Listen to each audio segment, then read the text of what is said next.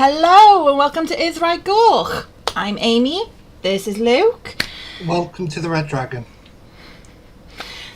So we're going to be doing something a little bit different to normal. Helps if I don't have our YouTube running in the background so that I'm getting all confused by the sound of my own voice.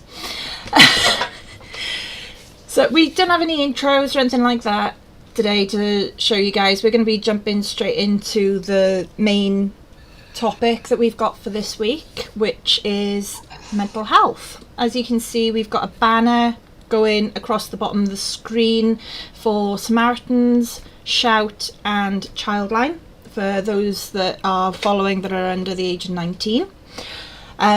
We've also set up a page on our website that has details for people to access mental health support. It's very much based on people that are going through mental health crisis at the moment, but it is going to be updated with extra information as time goes on. And we've got the links in our description as well to the Samaritans, Shout and Childline. I will preface that this is for UK only. We don't have any other parts of the world. If we ever get any watchers from there, it is for the UK only. And do you want me to start? I was about to say, do you feel comfortable starting it off and explaining why we're doing this one? Yeah, I will. First of all, I'd like to say sorry for no live stream last week. I know on our socials it was put down to technical difficulties. It was put down that an update on Amy's computer. Right. Sorry, can I just stop a second? How do I turn off volume in? There it is. Sorry. Well, I just got us like 5 minutes behind on YouTube stream for some reason. Fair enough. I think in the Discord, so it got confusing. Yeah, it wasn't an update issue. Amy was covering for me. I think it was about 2:00 in the morning on Friday morning. This was after we had set ready for the show for Friday. That I messaged Amy and said I'm struggling. In a way, I suppose I told Amy I wanted to quit. I didn't want to be part of this anymore. But it wasn't just this. It was everything. It was my community council work. I had written several draft emails to resign from both of my community councils. Recently, I've been struggling with my mental health. Struggling doesn't seem to be a strong enough word, to be honest. It feels like I'm in quicksand. Take your time, dude, and remember what I said beforehand. You don't have to discuss anything you don't want to. I know, but it's important that people know that you wouldn't understand unless I hadn't told you that at that point I hadn't slept for 3 days and that I was struggling. Most people can't really tell because we do put on a facade, put on a mask to try and hide how we're feeling. Yeah. So it's understandable, but as I said, it feels like, quicksand. The more I struggle, the deeper I go. I suffered with depression and anxiety since I was first diagnosed in 2009. It's been an on and off thing. Medication helps sometimes, then sometimes it doesn't. I tried various things like writing, listening to music and things like that. In the last few years, I have another complication of panic attacks with it. Recently, I've been struggling, and then other things have been getting on top of me, and other stuff and feelings I've been putting aside and been dealt with really great, and then suddenly they rear their ugly head again. And my sleep hasn't been great the last 2 weeks. As I said to Amy the night before the live stream, I haven't slept in 3 days, apart from the odd half hour, maybe hour here or there. And my sleep still isn't great now. I am sleeping maybe 3 hours at the moment, which is not enough for the human body. No, it's not. But there is, as Amy's put up, all these different charities and all these different things. They're there to help, but you've got to want the help. That's not the moment. I don't. I'm going to give you a breather for a second. Following on from Luke's comment there, that is one thing that is very important with mental health, is that it is down to whether the person wants the help or not, as to whether they get the support. But we've got a failure to understand in general as a society at the moment the fact that when anyone is in a mental health crisis, they don't automatically recognise the fact that there's help available, and we want to shut down. We want to be locked away from everyone. We don't want anyone talking to us. We don't want anyone hovering over us. We just want everything to stop. And when you're in that mindset where you want everything to stop, you're not going to go and ask and get help. So yeah, okay, there's an argument there from the medical professionals. Well, if they don't want the help, then why should we be wasting time and resources giving it to them? Okay, but that's part of why Wales especially has got such a high suicide rate. That's why suicide is prevalent in the UK, because especially for men. Yeah, I went and looked at suicide rates, and 78% of the suicides that happen in Wales are men. And men are the ones that are least likely to go and ask for help. Something's got to change somewhere. Mental health support, I very often turn around and say lack thereof, because there really isn't. I was going through a crisis, and I was ringing my GP every single morning, and I was suicidal. I had active plans to go and kill myself. I had active plans to go and, kill myself. And I'd ring through to my GP, where I was told there's no appointments available, and to ring back at 1:30, and then I'd ring back at 1:30 and be told there's still no appointments available. Ring back at 8 a.m. the next day. I will say I'm taking paracetamol. I've got a headache. So please don't panic. Yeah, I'm not trying to do it live on the street. Yeah, I wouldn't be happy if you were doing that one, dude. Luke, it doesn't help that Luke had a serious accident a couple of weeks ago, and you're still recovering from that one as well, really, aren't you? Yeah, that's been, I suppose, part of the big trigger this time. Is I spent a good week just stuck in my bed and very limited movement. My back is getting better. I'm getting more movement all the time in it. But unfortunately, it's already caused the damage, not just physically, but emotionally at the moment. And it may take me a little while to get through this. And it is difficult because my son comes up to see me on weekends and things like that, and I didn't want it to come up this week. I just didn't want anybody around. I've had my phone switched off all week, as Amy knows. I was under strict orders not to think about anything to do with the podcast or look at politics or anything like that. That was from Amy, by the way. And I haven't. I've tried.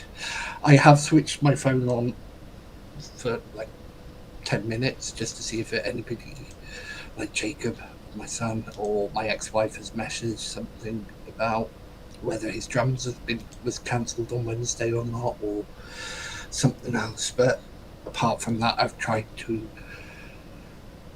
avoid anything to do with politics, which is hard when you're bored of everything on Now TV or Paramount or Netflix or whatever you've got, and you think, oh, I'll go to YouTube and watch a few videos. So this week, I've mainly watched a guy playing cricket 2024.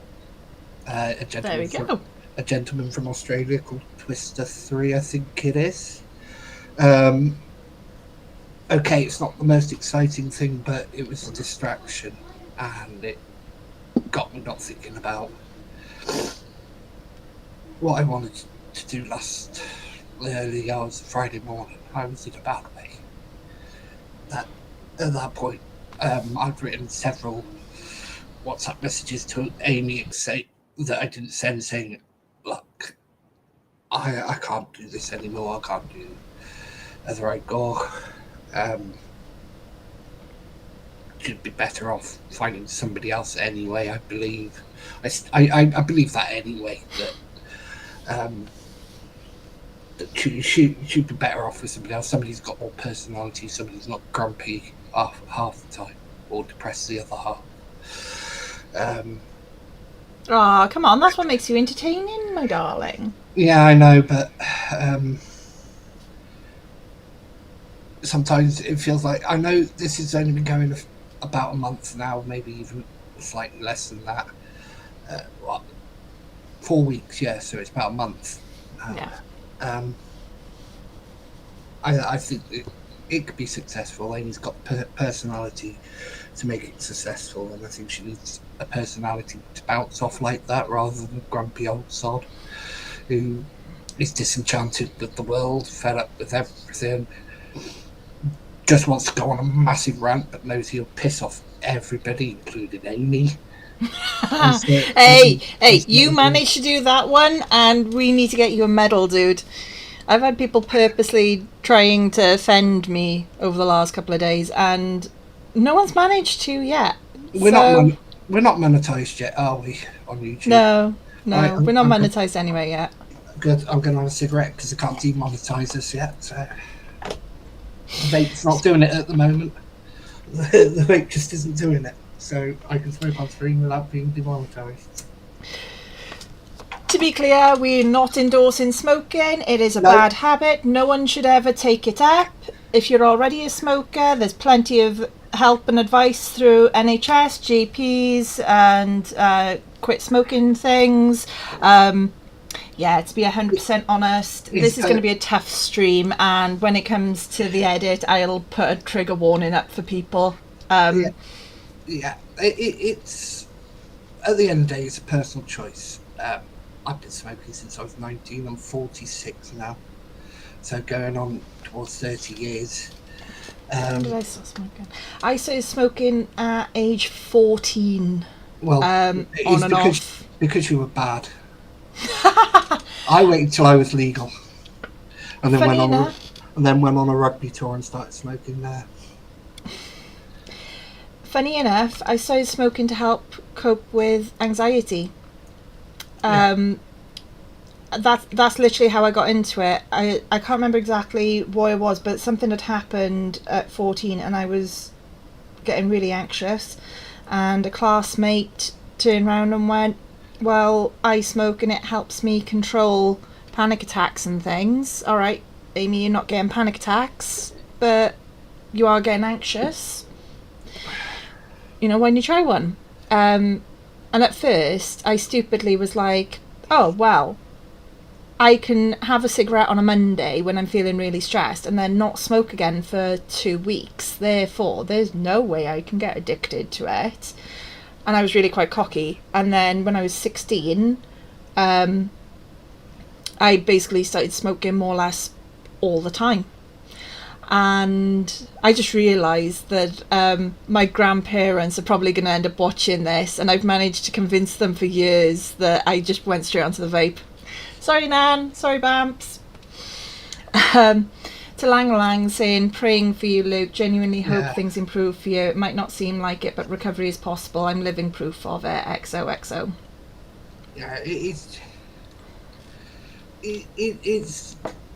I know recovery is possible, but it's always going to be there. Like, if you're an alcoholic, you're always going to be an alcoholic, even if you're sober for 10, 15, 20 years. The rest of your life is still an alcoholic. Depression is something that's always going to be with you because it's an imbalance of chemicals in the brain. And it's that's what it generally is most of the time. And while they can help with antidepressants rebalance, the antidepressants can quite often stop working, and your body can get used to them over a certain period of time, and you have to go on another set of antibiotics, which you have to adjust and adjust and adjust till it gets to the right balance again. And it's a long process, but it's something that will unfortunately always happen. There are people out there who suffer with depression, and they find things in their life. You can rebalance your life with things you do, and things that for a long time I did writing. I actually finished one screenplay, which I did try to get people to look at, but they didn't like the ending because I killed the hero in the end. Yeah, that doesn't tend to go down well, mate. Yeah, but it fit with the final scene. The story was a kind of it was a musical. It was based off at the time because my daughter gave me her music. This was back in 2014. She downloaded onto an MP3 what was on hers, and there was the two Take That albums, A Beautiful World and The Circus. And I was listening to the songs and things like that, and it started coming up with scenarios how these songs could fit into a situation. So that's what I wrote it around.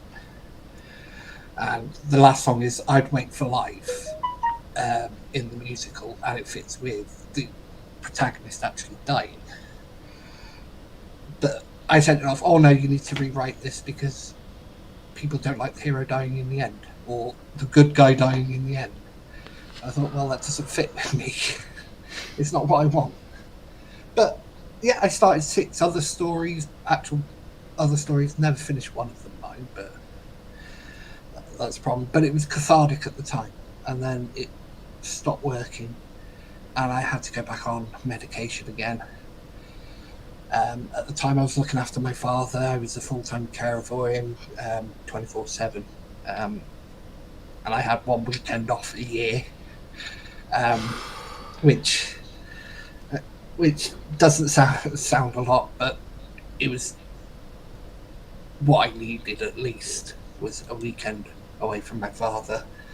And to be clear, before anyone takes that the wrong way, until you've been a carer, you don't know what it's like. It can be extremely difficult, and the fact that you are literally on call 24/7, no matter how much you love and adore the person you're caring for, if you're around them 24/7 dealing with all of their mental, emotional, physical, everything needs, it's draining. You're responsible for your care, you're responsible for their care, and as much as you absolutely adore the person that you're caring for, you need that flaming break.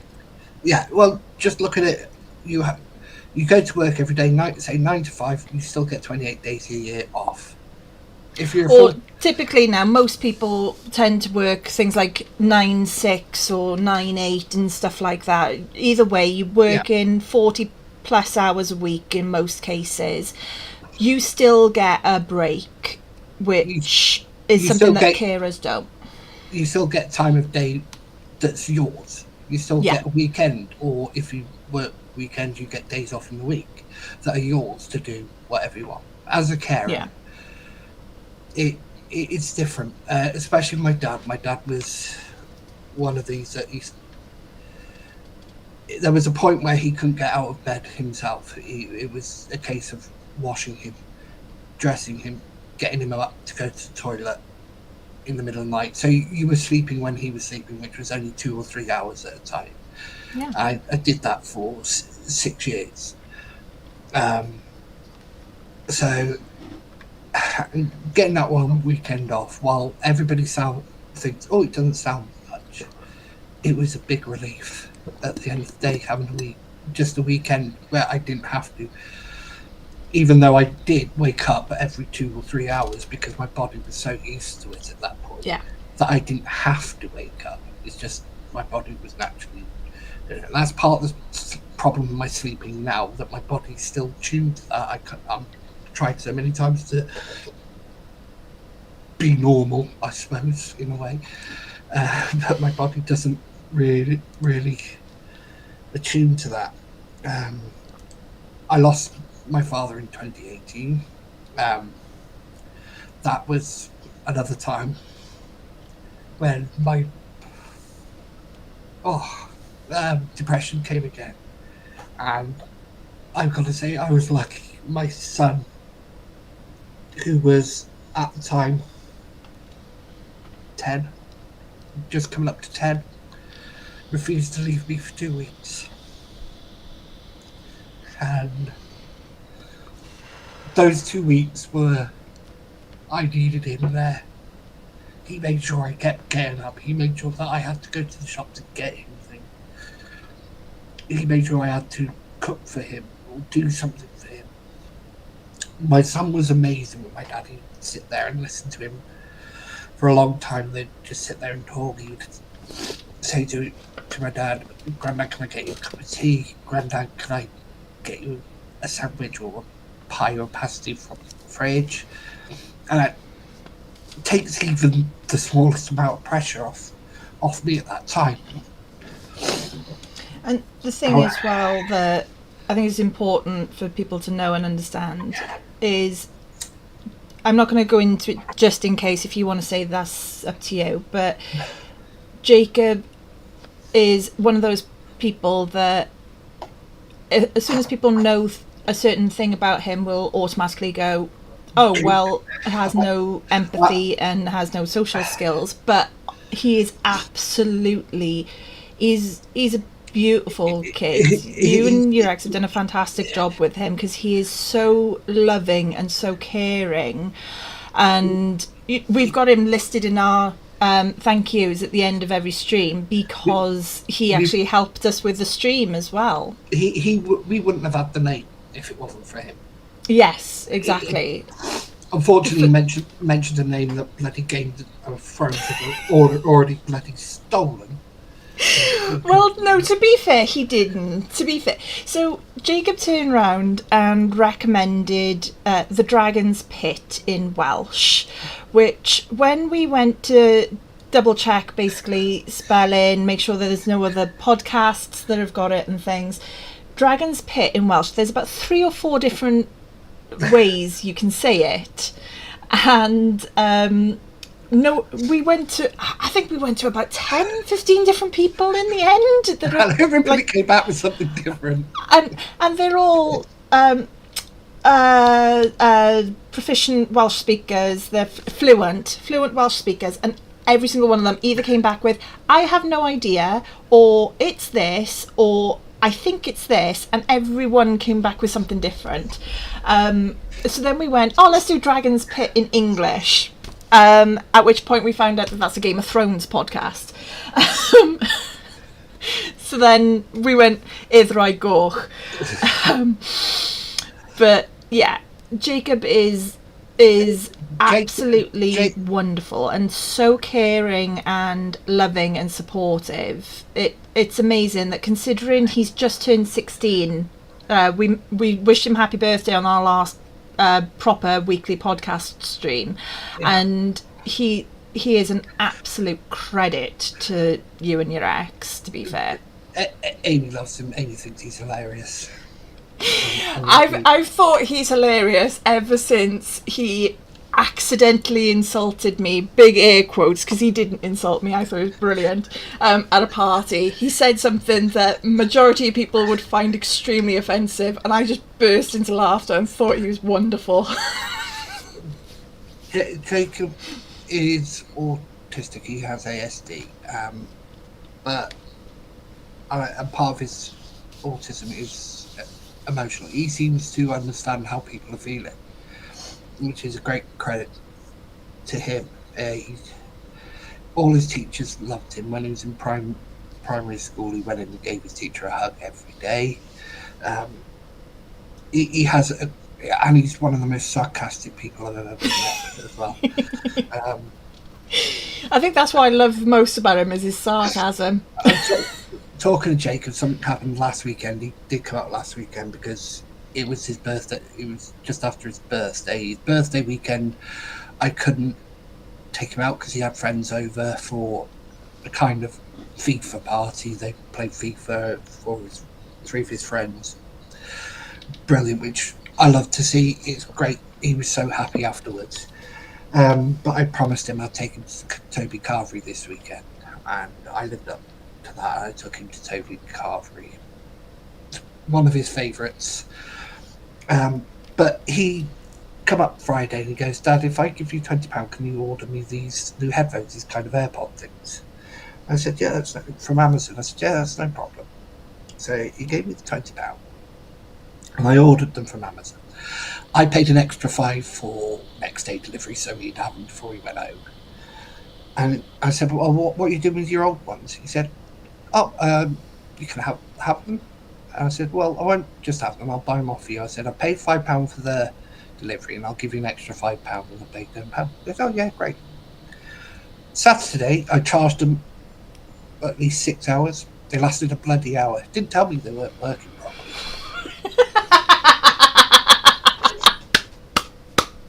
Love it. That is one thing though with because I'm not going to say on stream which child, because I haven't asked them for permission yet, but I have two children. One of them has got autism, and that is a big thing that I notice as well with high functioning autism. They don't think the entire thing through. they sort of go, "Oh, okay, you're offering to pay me for this headset. Why would I tell you that they don't work properly? It's fine. You want to buy them from me." I was thinking, well, I could use them on the live stream instead of having these wired things. And then I remembered when Amy built my computer, there was nothing Bluetooth inside. That's not my fault. I asked you to pick out the bits that I need for my computer. I told you that it wasn't Bluetooth beforehand. No, you told me after, because I asked you, "Is this Bluetooth?" And you said no, because I couldn't get my wireless headphones to work. I have told you I'll give you a Bluetooth dongle. I got plenty. But they only last an hour, which is the length of a live stream, I suppose. Yeah. But I suppose it's half hour now. We'll stop talking about mental health, but I know how I'm feeling at the moment, and particularly, it's not that I don't want help. I don't like troubling people with it. I don't like asking for help. Being a man, I suppose there's this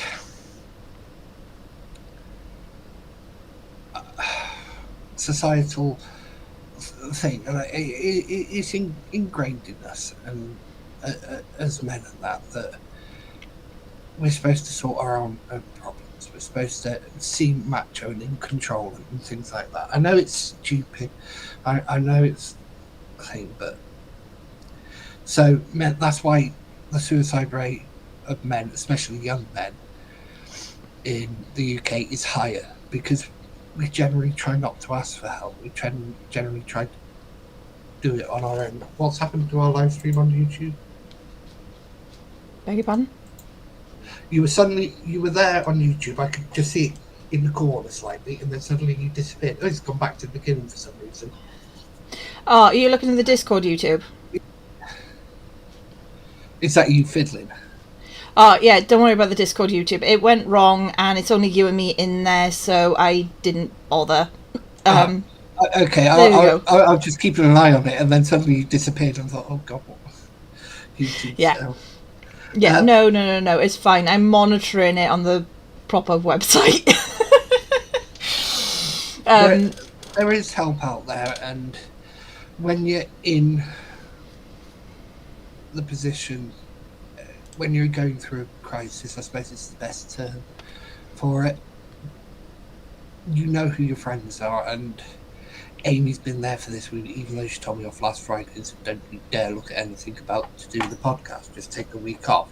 Her and Dan, her ex-husband, both said the same day, which I thought was curious. A friend of mine messaged, how are you doing? Is everything okay? Which was curious. I've got a good group of people who've been there for me at my worst times when I was homeless. Because that was tough, being homeless for 13 months.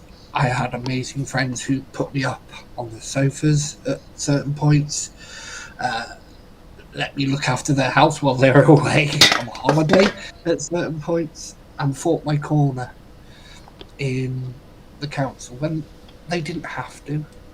They weren't my councillors at that point, but they were there, and I can't thank them enough, and I will always be grateful. We may not always agree, but I'll always be grateful for everything they've done for me. Whether they know who they are, I've thanked them on many occasions. I've thanked them publicly on a live stream on my old Bridgend Political Owl channel.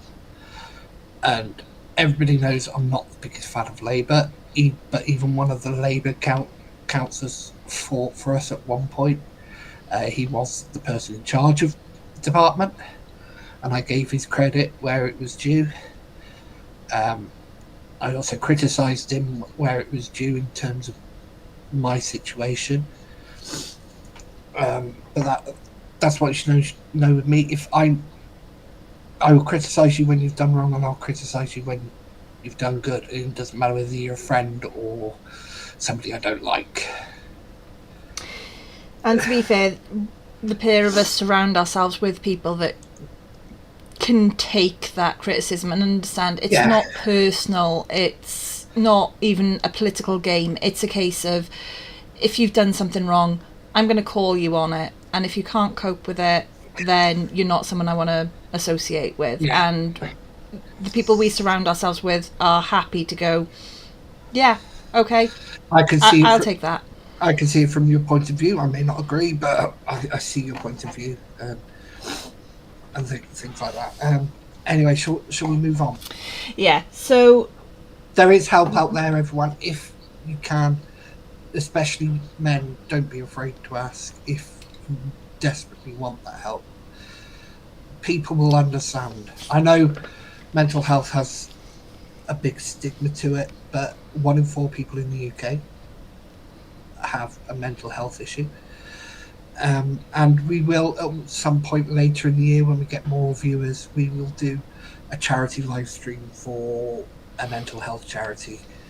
Try and raise a little bit of money, whatever it is, it'll help.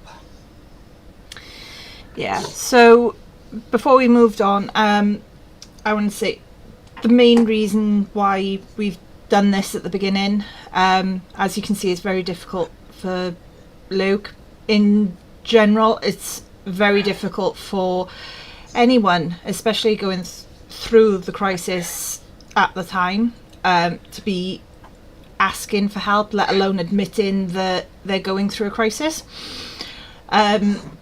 as Luke's mentioned, he's in a position that he doesn't really want to go asking for the help, but he's also simultaneously in a position where he's willing to admit what's going on. And it's important that we as a society stop stigmatizing. It's important that we as a society accept that sometimes we're not as strong as society tells us that we have to be, and that's perfectly fine. That's okay.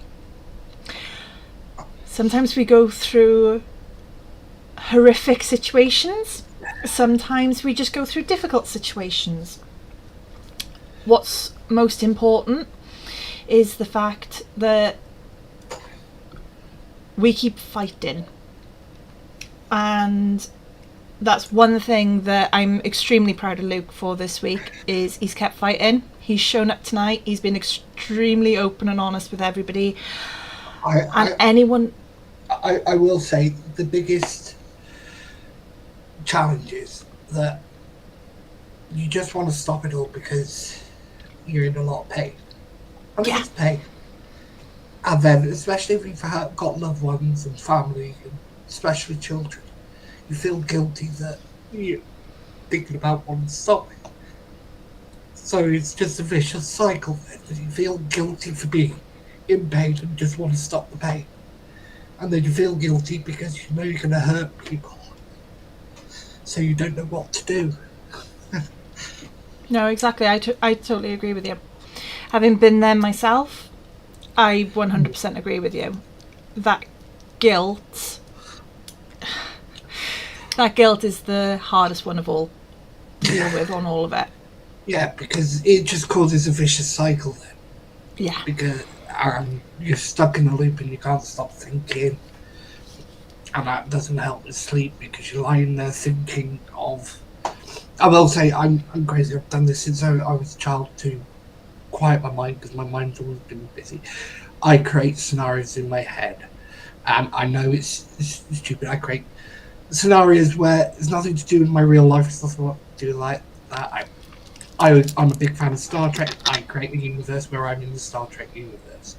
I've created scenarios where I've been in the Wild West because I like reading Western books. I like reading about the time. I like reading the old dime novels about the old outlaws and things like that, and cowboys and things. But it's not... Yes, it sounds strange, and I've done it since I was a child, but it's a way to quiet my mind and stop thinking about the real world, to hopefully get some sleep. To be fair, I think that's something that a lot of people with anxiety and depression do, because I've done it. All right, not the same scenarios you've come up with, but yeah, I've done it. I know, I'm not going to name them just in case, but I know one of our followers also does it, because funny enough, I suggested it to them actually a couple of months ago now, when they were creating I can't remember if it was a story or a game, but they were creating something, and I suggested, well, look, you're stuck for ideas, why didn't you try doing this role play thing? I've done it since I was a kid. And they were like, oh yeah, I actually do that. So I'm starting to wonder if it's something that people with anxiety and depression all end up doing, to try and disassociate, basically. But I suppose that one's a conversation for a different time, though. But yeah, we wanted to do this as you're not alone. If you're watching this and you can relate to anything that's been said tonight, you're not alone. If you're ready and willing, there's help out there for you. We've got the Samaritans telephone details, we've got Shout's details, and anyone under the age of 19, we've got Childline's details. They've been going up throughout the stream so far. They're going to continue through until the end of the stream. We've also got a link to our mental health support page in our description, which, as I mentioned at the beginning of the stream, yes, it's not fully up to date. I'm going to be constantly updating it, but it's got everything on there that I was able to pull off over the last 24 hours from the NHS websites and things like that. It includes details for the charity Mind, who provide information on planning for a mental health crisis. It also has information on there from Mind about ways to help yourself cope during a crisis. And it's also got a link to the Staying Safe website, which provides information on how to make a safety plan should you ever find yourself in the situation where you're in a crisis. There's going to be a lot of different information going up on there. If you're in Wales, there's also a copy of a leaflet that's available. If you click the link, you can find it in both English and Welsh. Otherwise, if you just look at the image, there's 1, 2, 3, 4, 5, 6, 7, 8, 9, 10, 11, 12, 13, 14, 15, 16, 17, 18, 19, 20, 21, 22, 23, 24 different organisations that you can contact. If you're in crisis at the moment and you feel like your life is at risk, or you cannot keep yourself safe, call 999 or go to your local A&E. If you are in crisis but you feel like you have a couple of hours before you would do anything drastic, please call 111 and select the mental health option. Samaritans. Yep, I'm going through every single one, babes. Call 111 and select the mental health option. In Wales, that's option 2. I have tried Googling for England and Scotland, but unfortunately I can't get the exact option. So please listen to the options if you are anywhere other than Wales to make sure that you select the mental health support. You can call the Samaritans 24/7 on 116 123. That's no matter where you are in the UK. You can also text SHOUT to 85258 for the Shout crisis line, again 24/7. If you're under 19, please text YM to 85258. It is a separate team that specifically deal with under 19-year-olds. So if you're over 19, that's SHOUT to 85258. If you're under 19, YM to 85258. And if you're under 19, you can also call Childline on 0800 1111. Apparently they are having issues when you're calling from O2 networks, where apparently that 0800 number doesn't connect. So if you're calling from an O2 network, call 116 111. Number does not appear on your phone bill, so you don't need to worry about parents, guardians or anyone like that seeing that you've rung the telephone number. It is totally anonymous, and all these services will only ever continue with your information to other people if they have a genuine concern that you are a major risk to yourself or someone else. Otherwise, all of these services are 100% anonymous. And I will admit I have used the Samaritans on more than one occasion, and and they are absolutely lovely. I personally haven't used the others, but I'm sure based on everything that I've seen, heard and read about them, they are wonderful as well. But the Samaritans will happily sit there with you for hours on end while you talk about how you're feeling, and they will listen to you and they will help you process. Right, should we move on to some headlines? Well, we haven't really researched anything for this. Well, we've done a little bit. Just headline information. We haven't got anything in detail. Can I move on to something that seems to be the word of the week? Come on then. Word of the week. Cheap fakes.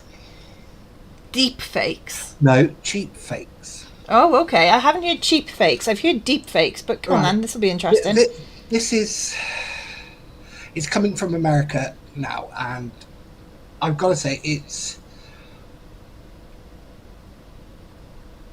very, like, you watch the news and you think they're going to bring you the news. Unbiased opinion that they're just going to bring you all the facts. That is not what the news is. Every news, whether it's a newspaper, whether it's a news channel, network, cable TV or whatever, they have their own opinions and they manipulate news to that. Now, this week there's been a lot of videos going around of Joe Biden and his what happened in France, where he was trying to sit on a chair, then wandering off from the other G7 leaders to go look at other parachutists, and what happened at his fundraiser where he's just stood on stage and Barack Obama gently touches his arm and guides him away from the stage because he's just stood there. He's not waving, he's not clapping, he's just stood there. And then another one of a Juneteenth, which I find the name ridiculous. Juneteenth, just the name I find ridiculous. Sorry. And music going on, everybody around him's dancing, and he stood there with a weird grin on his face. Looks like he's spaced out. Okay, people don't have to dance, and I understand that. But CBS News have said, oh, these are all digitally manipulated media from the right. Now, I've seen both the footage that's gone about on Twitter and YouTube, and I've seen the raw footage, and it's exactly the same. So how is it digitally manipulated? To see. And this isn't just, it's like the celebrations whether he wandered off from the other G7 leaders or trying to sit in the chair, or the Juneteenth celebrations. They aren't people just lifting up their mobile phone. This is actually footage of their proper footage for the G7. It's their own cameras and everything. And they call it, oh, it's manipulated. Okay, the clip actually goes on for 1 minute 30 and they cut it down to 30 seconds. The relevant part of him leaving the leaders, going over, thumbs up and saying something to the other guys. And then Giorgia Meloni from Italy comes over, pulls him back to stand with the rest of the other G7 leaders because they were getting a talk from one of the parachutists, and he just wandered off and he put his glasses on very slowly. This is their actual footage. It's not, if you're cutting videos down, yes, it's edited. It's edited to cut down, but you're not cutting away the wrong part. Now, I find this very disingenuous. All sides do it, but we've had from the left-wing media with Donald Trump. Classic one is the good people on all sides, which they cut down to say, oh, there are good people on all sides. They cut out that he said, I'm not talking about neo-Nazis or the KKK, but there were good people at Charlottesville on all sides, on both sides, which is correct. There were, but they cut that down and said, oh, he's a racist, he's a supremacist, and that. That's wrong. And then we had his speech about, he said, I will act as a dictator on day one. I will sign this many executive orders on day one, which is exactly what Joe Biden had done, sign executive orders, and that's the context it was. I will sign these executive orders and act as a kind of dictator. He didn't say he will be an actual dictator or all this thing, and that's it, democracy's the thing, we'll never have an election again. But they manipulated and left that part out of signing the executive orders. And then we had his speech to the automobile industry, where they cut out the fact he said, I'm going to bring a bloodbath. And they cut out the fact he said, I'm back in the auto industry and I'm going to bring a bloodbath to the world auto industry to protect American auto industry. I will raise tariffs on those cars so that you have a better chance to sell your vehicles in America. They cut that out. Oh, he wants to bring a bloodbath.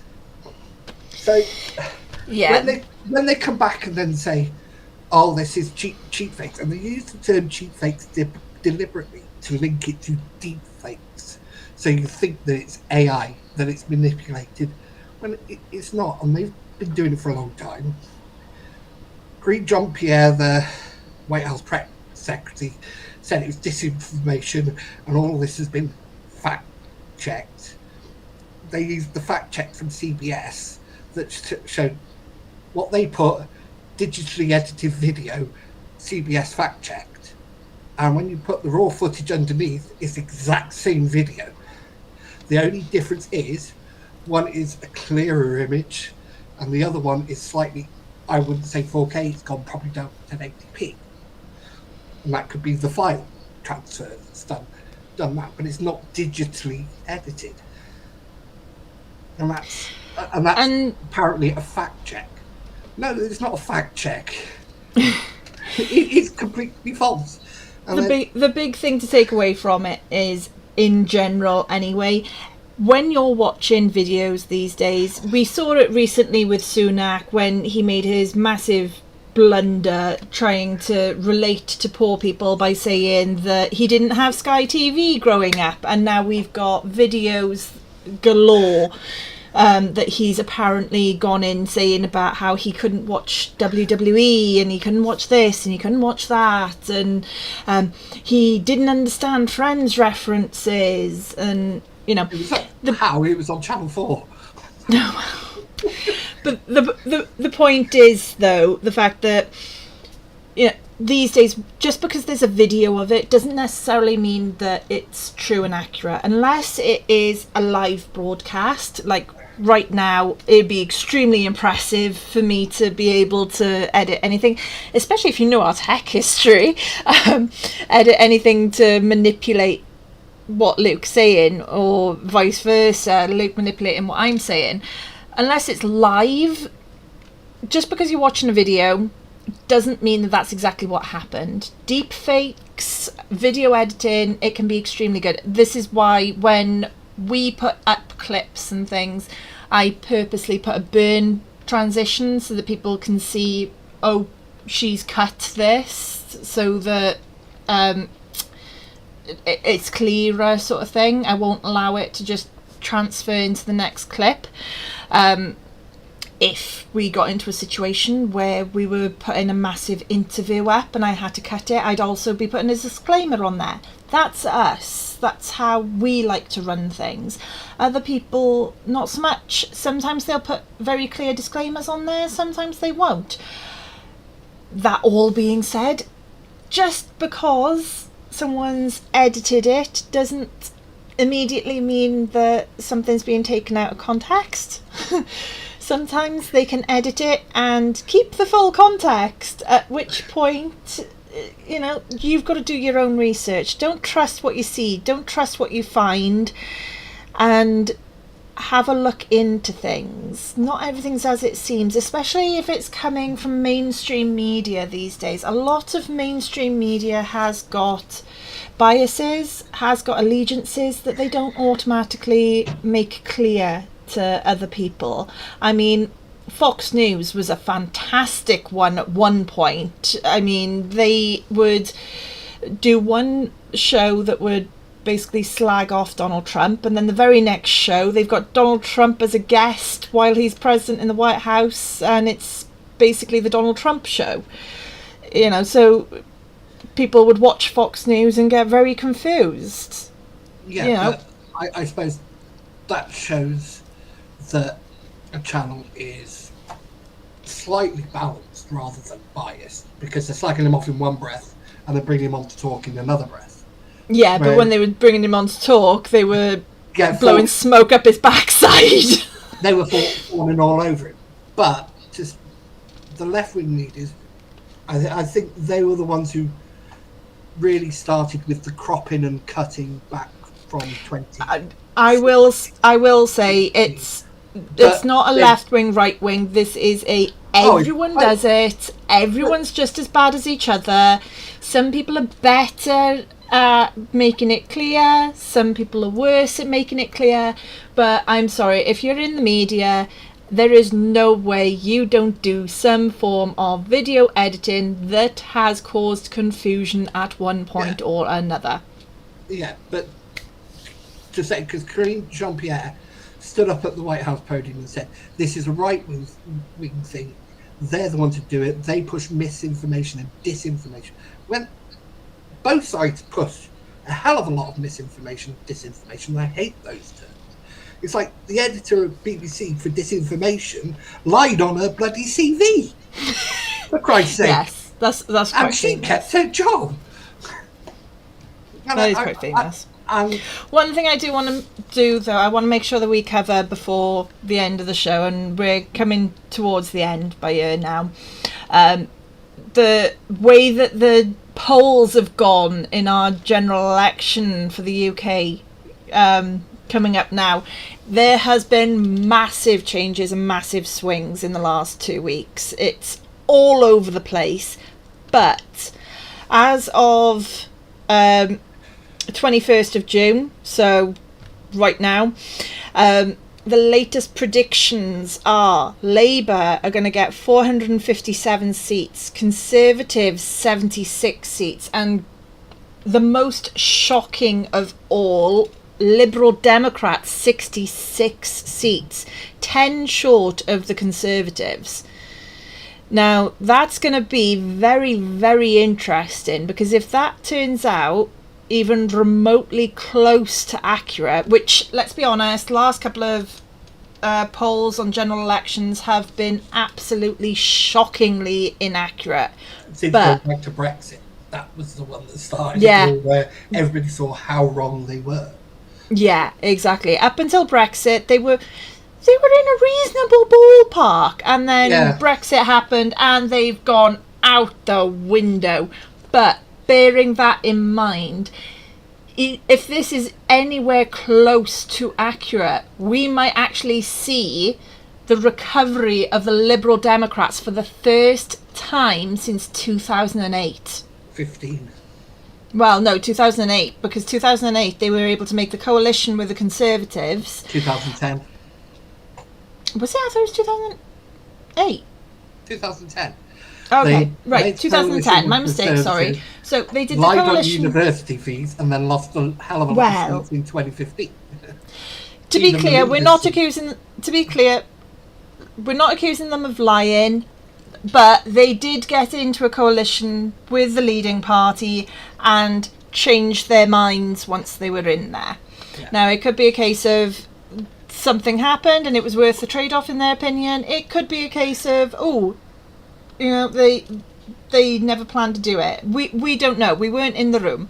But 2010, Liberal Democrats were easily part of our three-party system. They did a coalition with the Conservatives and they got wiped out. They have not really, unless you're a Liberal Democrat supporter, you haven't really heard much about them unless you've gone looking for their information. And if this poll's right, we're looking at a Liberal Democrat comeback. I mean, it's only 66 seats and it's only 11% of votes, which is basically what they got in 2019. But being so close to the Conservatives, it puts them into a situation where they could genuinely be the opposition. And I think I'm right in saying this. They're the only party in British politics that in 2 elections their leaders have lost their seats. Joe Swinson in 2019 and Nick Clegg in 2050. Well, funny you say that, because Rishi Sunak's in trouble. Sunak is predicted to be the first Prime Minister in UK history to lose his seat in a general election. What a way to say ta-da to number 10 if that turns out to be true. Yeah. So just for reference, I've gotten this directly from electoralcalculus.co.uk. But it is suggesting the Conservatives are going to get 19.9% of predicted votes, predicted seats 76, Labour 39.5% of predicted votes, 457 predicted seats, Liberal Democrats 11.6%, 66 predicted seats, Reform 17.8 and 3 predicted seats. That one is the one to watch, because Reform is going up and down like a yo-yo, and they haven't got Farage's nonsense PR spin in the last couple of days. So the fact that they went from 0 back up to 3 in the last couple of days is quite interesting. That's one to watch. That's gonna bring on another debate from Reform about proportional representation, which Oh yeah, without a in a doubt. way I don't agree with, because that takes away from voting for a person, from bringing in a candidate. I just knocked my water bottle over. That takes away from an actual candidate standing in an area. And okay, the first past the post system's not perfect. It never will be, but I think proportional representation, because part of the we don't live, apart from Brexit vote, we don't have a yes or no answer. And I don't like that proportional representation bit, because where are you going to give them seats in an area that clearly didn't vote reform and put a reform person in there? You and I can have a very interesting debate on proportional representation at some point, because there's a couple of different ways of doing proportional representation, and there's one particular way that I think would actually be a much fairer way of doing it. But we'll have a proper debate and proper chat on that one in a later stream, because that's going to be interesting. Maybe tomorrow, because we were going to do a live stream tomorrow for the debate, but neither of us been particularly keeping up with it. I started again last night looking at things. Yeah, we'll have a look, and if we do go Welsh ahead with debate tonight, which is really important. I like that. Yeah, because Vaughan Gethin's up there and he's in trouble. If we do a live stream tomorrow, we will make sure that announcements go out. That one's still a little bit up in the air, a tad. But yeah, as I was saying, so Reform 17.8% and 3. Green parties 6% of predicted votes and 3 seats. SNP 3.5% and 22 predicted seats. Plaid Cymru 0.7% with 4 seats. Other is showing up at 1.2 and 2 seats. DUP and SF. I always mess up the pronunciation. Thank you. I always mess up pronunciation of that one. Neither of them are showing up with percentage, but they're both showing up with 7 seats. SDLP 2 seats, the UUP with 1 seat, and Alliance with 1. Now, obviously, these are predicted. Polls have been completely wrong in the past. We're going to have to wait and see. But it's very interesting knowing that we are just shy of 2 weeks out from the poll day, and that's where we're sitting. Right. Normally at the end of the show we do something to make Amy laugh, but I think this week she should do it for me. I wish you'd told me in advance. I had nothing planned. I thought we were just going to skip the section. I have got something prepared, so I will do it quick. I could do 2 jokes or 3. Oh, come on then. It's up to you. Now, do you know the comedian Jethro? Because I'm not claiming these are my jokes. These 2 of them are Jethro's. Right, okay, I've never heard of this. And I've got to be honest, I'm quite addicted to Matt Rife at the moment. Jethro was a Cornish comedian. Very funny. Passed away, sadly, a couple of years ago. But I'll start off with his 2 jokes. The first joke is called 3 Eggs. Now, he said, I've been married for 35 years. And in that 35 years, I've had a safe. And I've told my wife never to go into the safe. Never to go into the safe. And she never has. I give her credit for that. She never has. I went out one day and I came back. I went out one day and she went into the safe. And she saw 3 eggs and £40,000 in there. When I got home, she goes, why have you got 3 eggs and £40,000 in your safe? And he said, I told you never to go in the safe. She goes, I know, but I did. And I saw you had 3 eggs and £40,000. Why have you got 3 eggs in there? And he goes, well, when I sleep with a married woman, I put an egg in there. And she goes, 3 eggs in 35 years, that's not bad. He goes, yeah, when I get a dozen, I sell them. And that's where the 40,000's come from.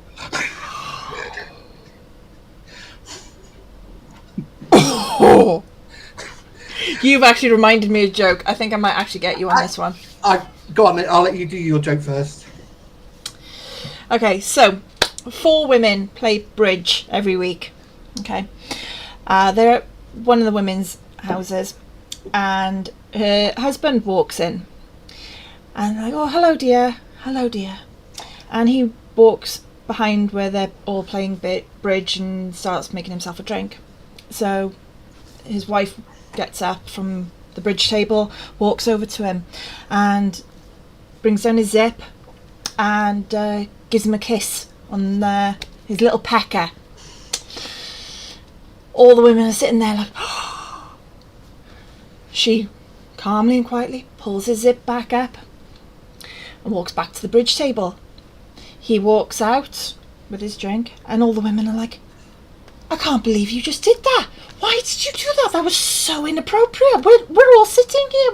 Why did you get his pecker out and kiss it? And the woman turns around and goes, you ever smelt his breath?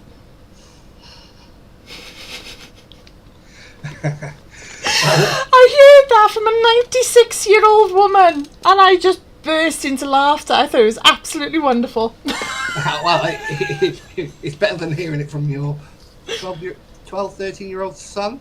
Oh, I thought that was funny. You know what? I'll share that one now that you've said it. Go on, This one is courtesy of my 12-year-old, and no doubt he's going to love the fact that I'm repeating it. And I'm going to very quickly say, because I don't know who our YouTube viewers are, baby girl, if you're watching this, turn it on mute right now. So my 12-year-old texts me the other. No, I was talking to my daughter. Oh. So my 12-year-old texts me the other day and goes, Mum, why don't witches wear knickers? I don't know. Why don't they wear knickers? Because they need more grip.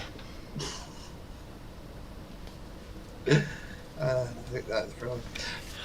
This is the problem with teenage boys. Yeah, right. I'm gonna. Your joke about the bridge party actually reminded me of a joke about Liberace as well. All right, last one, and then we're going to switch off the stream. Let people go and enjoy their Friday nights. Right, last one. It is a Jethro one.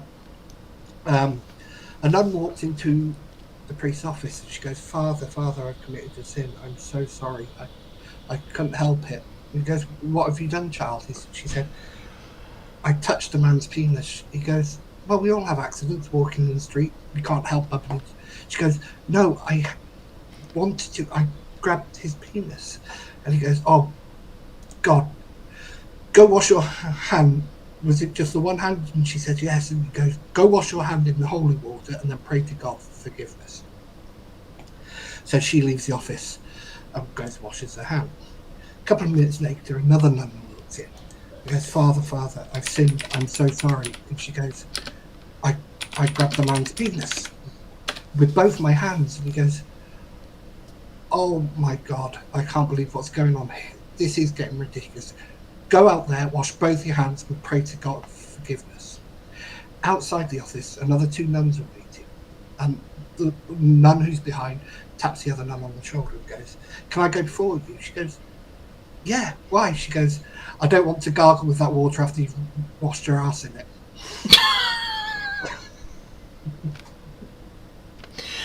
Oh, dear Lord. Right, while we were telling jokes, Talang Lang said about sources. Oh, for the polling thing. So, yeah, just in case, all the polling information that I read out came from electoralcalculus.co.uk. It's their official prediction. Just in case anyone missed me saying that one before, electoralcalculus.co.uk. Right, I think we're going to end the stream up there then. Sound Okay. good? Yeah, I'll save my other joke for next week. Yes, save it for next week. Right, thank you all for joining in. Again, we've got all the details for different mental health support that you can find listed down below.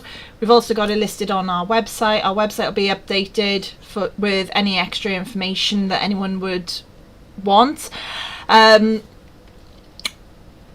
Yeah, thank you all for tuning in. We haven't decided properly whether we're going to go live tomorrow or night. Tomorrow or not. If we do, we will put an alert up on all our socials, so keep an eye out just in case. Otherwise, we have got an announcement I just remembered. Yeah, I think you said it at the beginning of the live stream. Did I? I can't remember. I don't remember either. I know you said something about it, whether it was to me beforehand or afterwards. Starting next week, we are going to go live on Thursdays at 6:30, not Fridays. So, starting Thursday the 27th of June, you will be able to find us on YouTube, Twitter or X, whatever you prefer to call it, and Twitch at 6:30 on Thursdays. And I will say once a month, normally the second Thursday of every month, but not next month because it's on the 18th. I have a council meeting, so we will record that video in advance. Yeah, so if it's a recorded video, we will have a notification across saying that it's a recorded video. Otherwise, we'll be live as normal. Everything will be up on Spotify as soon as I can possibly make it. And then once it's on Spotify, it'll also go to Apple, Amazon, and whoever else. Have I forgotten something? I've probably forgotten something because I haven't got the doc in front of me. Castbox. Castbox, Pocket Casts, Amazon, Apple, Spotify. Yeah, that'll all go up normally within YouTube. 48 hours. YouTube podcasts. That one's a pain. And of course, our stream is going to be live. I will attach a trigger warning as soon as I realise how to do it. and not just for smoking, but for dirty jokes as well. Yeah, apparently we need one for the dirty jokes. Okay, right. Thank you all for tuning in. For any witches who may get offended out there. Witches or nuns? Or bridge players? I don't think the bridge players would be offended.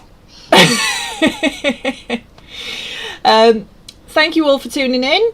We will see you next Thursday, the 27th at 6:30. Have a fantastic weekend, all. Enjoy it. Bye, everyone. Night, night.